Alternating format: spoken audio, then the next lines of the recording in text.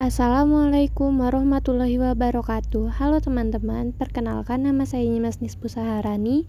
Saya dari kelas D Akuntansi, dosen pembimbing Bapak Wisman MPD. Judul materi saya yaitu Sejarah Perkembangan Kedudukan dan Fungsi Bahasa Indonesia. Baiklah, pada materi pertama ini saya akan menjelaskan tentang sejarah pertumbuhan bahasa Indonesia. Bahasa Indonesia yang kita gunakan saat ini merupakan bahasa resmi di negara kita. Bahasa Indonesia itu sendiri berasal dari bahasa Melayu. Bahasa Melayu yang kita gunakan tersebut merupakan bahasa Melayu tua. Sudah sejak dahulu, bahasa Indonesia atau bahasa Melayu dikenal oleh penduduk daerah yang bahasa sehari-harinya bukan bahasa Indonesia atau Melayu. Hal itu dibuktikan dengan adanya penemuan beberapa prasasti di daerah-daerah yang bahasa sehari-hari penduduknya sudah menggunakan bahasa Indonesia atau Melayu.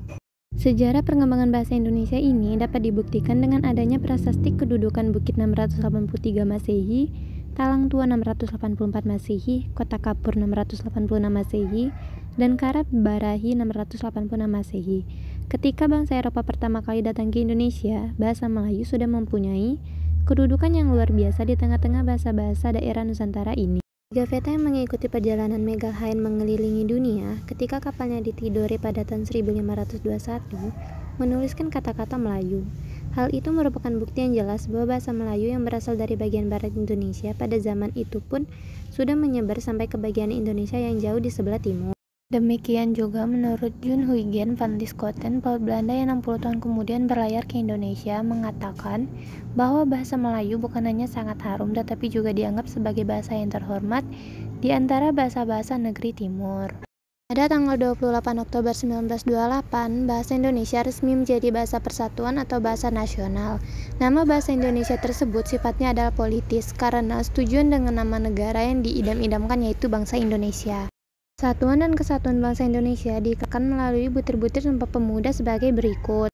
Sumpah Pemuda 1. Kami putra dan putri Indonesia mengaku bersumpah darah yang satu, tanah Indonesia. 2. Kami putra dan putri Indonesia mengaku berbangsa yang satu, bangsa Indonesia. 3. Kami putra dan putri Indonesia menjunjung bahasa yang satu, bahasa Indonesia. Pada ketiga ikrar tersebut, terdapat perbedaan ikrar antara ikrar ketiga dengan ikrar pertama dan kedua, yaitu pada kata mengaku dan menjunjung, ikrar pertama dan kedua menyatakan mengaku bertumpah darah yang satu, artinya tanah air dan bangsa kami hanya satu, yaitu Indonesia. Berbeda dengan menjunjung bahasa persatuan bahasa Indonesia. Ikrar ini menunjukkan bahwa bahasa Indonesia merupakan bahasa yang digunakan dalam mempersatukan bangsa Indonesia.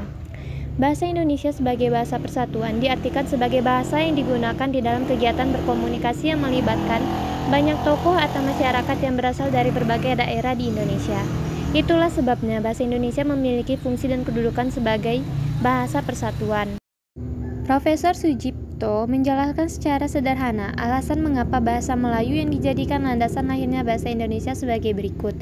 1. Bahasa Melayu telah digunakan sebagai lingua franca, bahasa perhubungan selama berabad-abad sebelumnya di seluruh kawasan tanah air kita atau Nusantara. 2. Bahasa Melayu memiliki daerah persebaran yang paling luas dan melampaui batas-batas wilayah bahasa lain, meskipun penutur aslinya tidak sebanyak penutur asli bahasa Jawa, Sunda, Madura, ataupun bahasa daerah lainnya. 3. Bahasa Melayu masih berkerabat dengan bahasa-bahasa Nusantara lainnya, sehingga tidak dianggap sebagai bahasa asing. 4. Bahasa Melayu bersifat sederhana, tidak mengenal tingkat-tingkat bahasa, sehingga mudah dipelajari, berbeda dengan bahasa Jawa, Sunda, Madura yang mengenal tingkat-tingkat bahasa. 5. Bahasa Melayu mampu mengatasi perbedaan-perbedaan bahasa antar penutur yang berasal dari berbagai daerah. Dipilihnya bahasa Melayu menjadi bahasa persatuan tidak menimbulkan perasaan kalah terhadap golongan yang lebih kuat dan tidak ada persaingan antar bahasa daerah. 3 bulan menjelang Sumpah Pemuda, tepatnya 15 Agustus 1926, Soekarno dalam pidatonya menyatakan bahwa perbedaan bahasa di antara suku bangsa Indonesia tidak akan menghalangi persatuan. Tetapi, makin luas bahasa Melayu atau bahasa Indonesia itu tersebar, maka semakin cepat pula kemerdekaan Indonesia terwujud. Pada zaman Belanda, ketika Dewan Rakyat dibentuk, yakni pada 18 Mei 1918, bahasa Melayu memperoleh pengakuan sebagai bahasa resmi kedua di samping bahasa Belanda yang berkedudukan sebagai bahasa resmi pertama di dalam sidang Dewan Rakyat. Sayangnya, anggota Bumi Putra tidak banyak yang memanfaatkannya. Peristiwa-peristiwa penting yang berkaitan dengan perkembangan bahasa Indonesia. Pemerintahan kolonial Belanda, tepatnya pada tahun 1908, membuat buku yang bernama Kommissie voor de Volkslectuur atau Taman Bacaan Rakyat, yang kemudian pada tahun 1917 diubah menjadi Perpustakaan Pusat. 2. Tanggal 16 Juni 1927, John Datuk Kadjo memakai bahasa Indonesia pada pidatonya, karena ini merupakan kalinya di sesi Volkskrant yang memakai pidato dalam bahasa Indonesia. 3. Tepatnya pada tanggal 28 Oktober 1928, secara resmi Muhammad Yamin mengusulkan Arca Bahasa Melayu menjadi bahasa nasional Indonesia. 4. 1933 mendirikan generasi penulis muda yang menamakan diri Pujangga Baru yang dipimpin oleh Sultan Ali Shah Bana. 1936 Sultan Ali Shah Bana mempersiapkan Indonesia Grammar Baru. 6. Kemudian diadakan pada tanggal 25 sampai 28 Juni 1938 Indonesia pertama Kongres di Solo dan menghasilkan kesimpulan yakni pelatihan bisnis Kongres dan pengembangan Indonesia telah dilakukan secara sadar oleh cendekiawan dan budayawan Indonesia saat itu.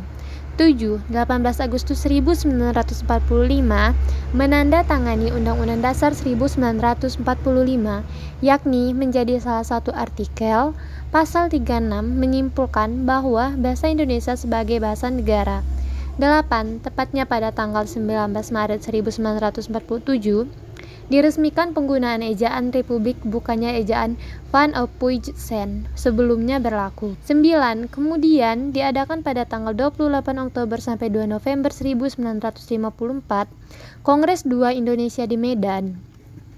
Kongres ini merupakan perwujudan dari tekad Indonesia untuk terus meningkatkan Indonesia yang diangkat sebagai bahasa nasional dan ditetapkan sebagai bahasa negara. 10. Lalu tepatnya pada tanggal 16 Agustus 1972, Soeharto, Presiden Republik Indonesia, meresmikan Indonesia peningkatan ejaan. Dengan menyelenggarakan pidato kenegaraan sebelum sesi parlemen didorong juga dengan keputusan Presiden nomor 57 1972. 11. Tanggal 31 Agustus 1972, Menteri Pendidikan dan Kebudayaan menetapkan Pedoman Umum Ejaan Bahasa Indonesia yang disempurnakan dalam pembentukan dan resmi berlaku di seluruh wilayah Indonesia. 12. Lalu pada tanggal 28 Oktober sampai 2 November 1978, Indonesia Kongres 3 yang diselenggarakan di Jakarta. Isi dari kongres itu yakni dalam rangka memperingati Sumpah Pemuda ke-50 di samping menunjukkan kemajuan, pertumbuhan, dan perkembangan Indonesia sejak tahun 1928. 13. Tanggal 21 sampai 26 November 1983, Kongres 4 Indonesia yang digelar di Jakarta. Kongres ini diselenggarakan untuk memperingati Sumpah Pemuda ke-55. Hasil putusannya menyatakan bahwa pembinaan dan pengembangan bahasa Indonesia harus ditingkatkan sehingga amanat yang terkandung dalam garis-garis besar haluan negara yang mengharuskan semua warga negara Indonesia untuk menggunakan bahasa Indonesia dengan baik dapat tercapai semaksimal mungkin. 14. Lalu pada tanggal 28 Oktober hingga 3 November 1988, Indonesia Kongres 5 yang diadakan di Jakarta yang ikut serta menghadiri kongres ini kurang lebih sekitar 700 pakar dari seluruh Indonesia. Peserta Indonesia dan tamu dari negara-negara tetangga seperti Brunei, Malaysia, Singapura, Belanda, Jerman, dan Australia. Kongres sudah ditandatangani dengan pekerjaan besar yang disajikan pembangunan dan pengembangan bahasa pusat, pecinta bahasa di Nusantara, Kamus Indonesia, dan Tata Bahasa Baku Indonesia. 15. Lalu pada tanggal 28 Oktober sampai 2 November 1993, Indonesia Kongres 6 yang diadakan di Jakarta. Sebanyak 770 peserta dari para ahli bahasa Indonesia dan 53 tamu dari peserta asing termasuk Australia, Brunei Darussalam, Jerman, Hong Kong, India, Italia, Jepang, Rusia, Singapura, Korea Selatan, dan Amerika Serikat. Kongres ini menyarankan bahwa pembangunan dan pengembangan bahasa pusat upgrade ke Institut Indonesia serta mengusulkan perumusan hukum Indonesia. 16. Diadakan tepat pada tanggal 26 sampai 30 Oktober 1998 di Kongres 7 Indonesia, Hotel Indonesia, Jakarta. Kongres yang mengusulkan pembentukan Dewan Penasehat Bahasa. Seri selanjutnya yaitu tentang kedudukan bahasa Indonesia. Kedudukan bahasa Indonesia sebagai bahasa negara sendiri diangkat sebagai bahasa nasional sehari setelah kemerdekaan Republik Indonesia dikumandangkan. Sesuai dengan bunyi UUD 1945 Bab 15 Pasal 36 menegaskan bahwa bahasa negara adalah bahasa Indonesia. Sebagai bahasa negara atau bahasa nasional, bahasa Indonesia berfungsi sebagai bahasa dalam penyelenggaraan administrasi negara, seperti bahasa dalam penyelenggaraan pendidikan. Bahasa Indonesia berkedudukan sebagai bahasa nasional dan bahasa resmi negara. Bukan bahasa Indonesia sebagai bahasa nasional. Hasil perumusan Seminar Politik Bahasa Nasional yang diselenggarakan di Jakarta pada tanggal 25-28 Februari 1975 antara lain menegaskan bahwa dalam kedudukannya sebagai bahasa nasional, bahasa Indonesia berfungsi sebagai berikut. 1. Lambang kebanggaan nasional. 2. Lambang identitas nasional. 3. Alat pemersatu berbagai-bagai masyarakat yang berbeda-beda latar belakang, sosial, budaya, dan bahasanya. 4. Alat perhubungan antar budaya antar daerah. Dalam fungsinya sebagai lambang kebanggaan nasional, bahasa Indonesia memancarkan nilai-nilai sosial budaya luhur bangsa Indonesia. Dalam fungsinya sebagai lambang identitas nasional, bahasa Indonesia merupakan lambang bangsa Indonesia. Ini berarti dengan bahasa Indonesia akan dapat diketahui siapa kita, yaitu sifat, perangai, watak kita sebagai warga bangsa Indonesia. Dalam fungsinya sebagai alat pemersatu berbagai-bagai masyarakat yang berbeda-beda latar belakang sosial budaya dan bahasanya, memungkinkan masyarakat Indonesia yang beragam latar belakang sosial budaya dan berbeda-beda bahasanya dapat menyatu dan bersatu dalam kebangsaan, cita-cita dan rasa nasib yang sama. Dalam fungsinya sebagai alat perhubungan antar budaya antar daerah, bahasa Indonesia sering kita rasakan manfaatnya dalam kehidupan sehari-hari. Kedudukan bahasa Indonesia sebagai bahasa negara.